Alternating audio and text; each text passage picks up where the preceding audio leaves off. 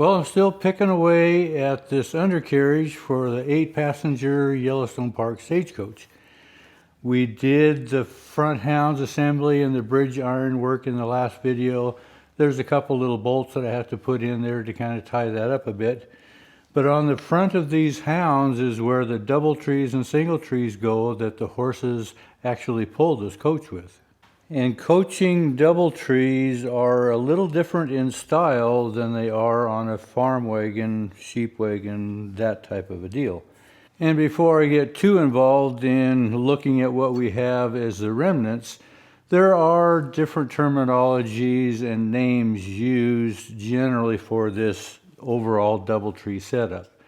You'll hear of these pieces on each end of this evener referred to as single trees. Sometimes it is a swingle tree because it swings.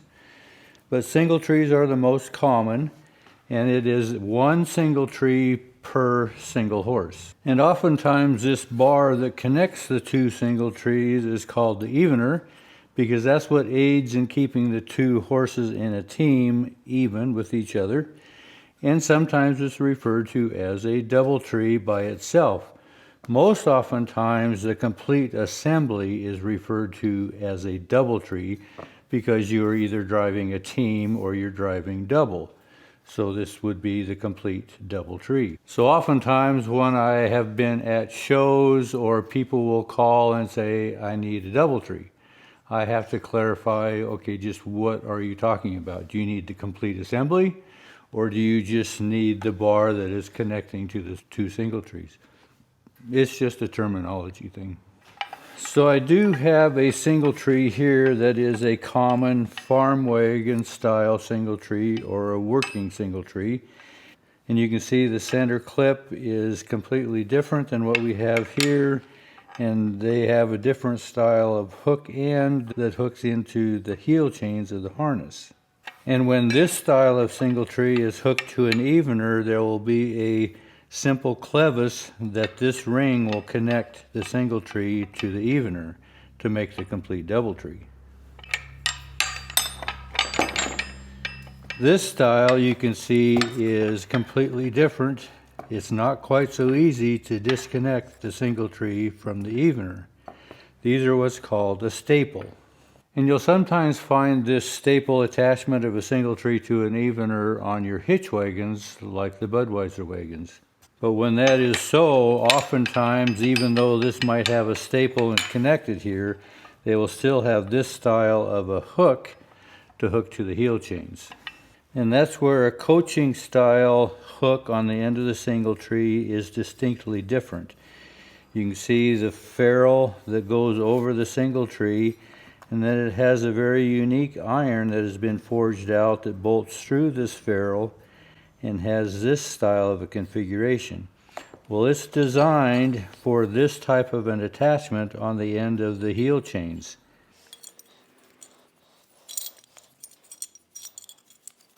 So that's the attachment that you would have on a coaching style single tree.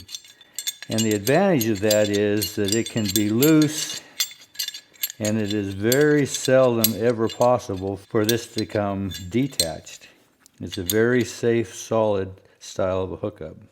So anyway, this is the remnants of what I have that attaches the team to this Yellowstone coach. These are the remnants of the two hounds, and this would be the tongue that is bolted between the two hounds. Well, as I get this apart, you'll see that there's a very heavy built caster. Then on top, there's a pretty fancy little iron work here that attaches the hammer strap, and it's a type of a ball and socket type affair that the double tree pin comes up through. And then behind this double tree pin, there's an iron that goes back and bolts to the tongue, and this is called the hammer strap. So as the team pulls forward, it prevents this whole double tree assembly from rotating forward. And if we look closely, this is a remnant of the original tongue. You can see that there's a hole here where there was a bolt that went through, and there's also a bolt hole remnant that was right here. Then in front of this whole double tree assembly, you can see there's a remnant. There was another bolt hole here. Well, these two bolt holes here correlate to the side braces that we put on the side of each of the hounds. So these are the two side braces that we put on, and these would be the two bolt holes that will go on each side of this DoubleTree assembly that will attach right here. Then the third bolt will be right here, and I put the remnants of the old hounds here, and this would be the bolt that went through that groove that we saw on the remnant of the old tongue here toward the back. So I feel real fortunate to have this much here still remaining. Oftentimes this DoubleTree has been salvaged and maybe it's gone completely. And I've had to fabricate all this in the past, so I really appreciate having this original iron here. I only have 3 of these single tree ends. Each single tree has one on each end. This one was loose, but it was still here. I'll have to make the 4th one for the end of these and just tear it apart, clean it up, get it primed, and put some new wood in this. Well, this is one of those times that I want to take as much care as I can to make sure I get all these nuts loose without damaging the bolts. The plain bolts maybe aren't quite so critical, but a lot of these I'm going to heat them all up because I don't want to have to rebuild them if I can use what I already have and keep it original. Because the more I can salvage of this original iron, the more value this coach has when it's done.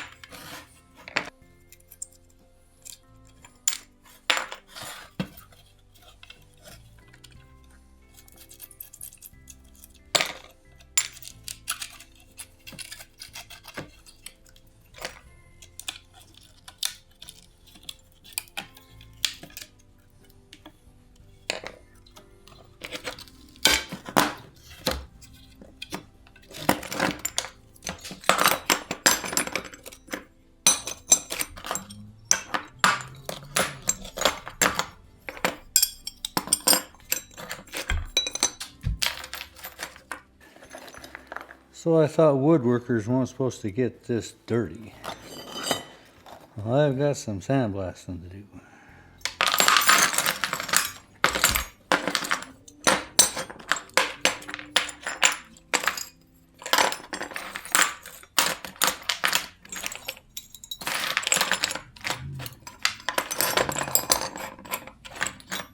So I think we can start to see how this is designed. This is a DoubleTree pin, and it's going to set right in between these two holes. So they're going to support that. And this is going to come up right through the tongue. Now the tongue's going to be bolted in 3 places. And then the evener is going to sit on top of this caster. So when the DoubleTree is actually pulling, it's not pulling just on the pin, it's pulling on these hounds, which pull on the whole front axle.